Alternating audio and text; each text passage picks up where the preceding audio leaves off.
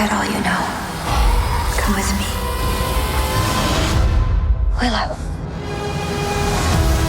How did it feel standing on an action movie set wearing that iconic robe again 35 years on from shooting the original film and hearing someone yell action for the very first time on the set? Well, it's pretty terrifying, to be honest, because, I suddenly felt the great responsibility I had to fans like yourself all over the world to make this good, because this could have gone the other way. It could have been not very good. So I felt the weight of responsibility coming back to this role, to do the best job that I could, to make sure everyone else did the best job that they could as well, from the other cast to production, that we all were on our game and made this the best experience it could be for the viewers. And obviously, you were only 17 years old when you made the original Willow. So, of course, both Willow and you yourself have been on an incredible journey since then. I mean, never mind Willow's own personal journey. How does Warwick Davis of today compare to the teenager who saved the world in front of the camera back in the 80s? Well, just before we started the series, I watched the movie again to refresh my mind of that whole world and the kind of ethos and the vibe of the movie, because I wanted to make sure we brought that into the series. But I was kind of amazed how young I was. I was 17, but I really was young at heart, young looking. How am I going to continue this? Oh, no, Warwick, don't try. Just lean into your 52-year-old age now and just do that. Take all that experience of life, the good and the bad that you've had since Willow, and bring that to the character. All your acting experience you've had since then. Now, I've worked with great people, Gambon in Harry Potter, bringing the experience that you've got from those guys and bring it to the character now and do a better job. And as an actor, what were some of the things that you were most interested in doing with the character and revisiting him so many years later? It was really the kind of all of the callbacks to the film, the areas of kind of discussion about him as a sorcerer. Was he good? Is he a fraud?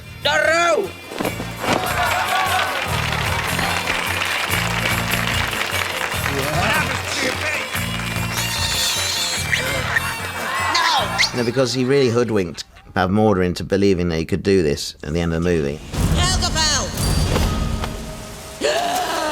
It's kind of something he's been living on since then, really, kind of dining out on this this heroic status.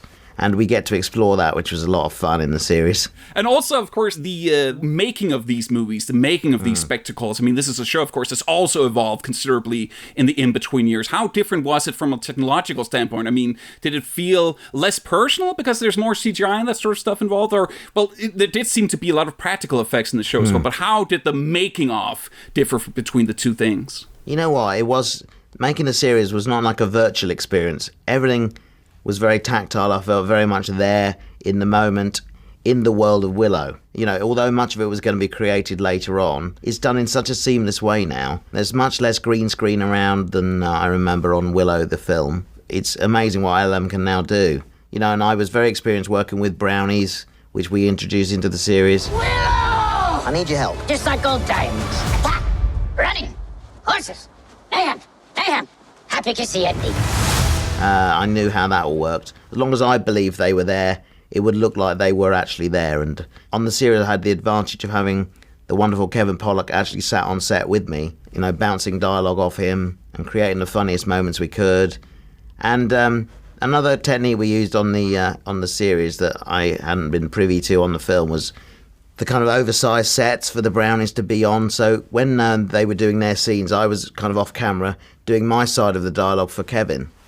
And then we could come up with little moments and things that we would have missed otherwise. I just gotta ask, now that Willow has his own sequel show, and of course there's countless Star Wars shows in production now, wouldn't you be up for doing a sequel show about Wicket, about his post-Ewok movies, Life and Return of the Jedi?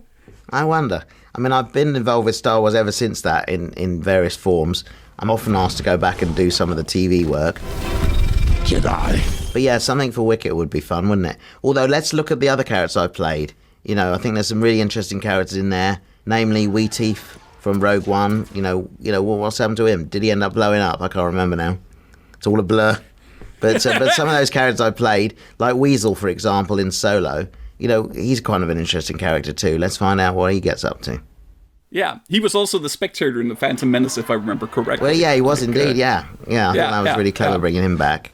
Warwick, thank you. It's been such a pleasure and such an honor. Thank you very much. Thanks for your time, Johan. Thank you.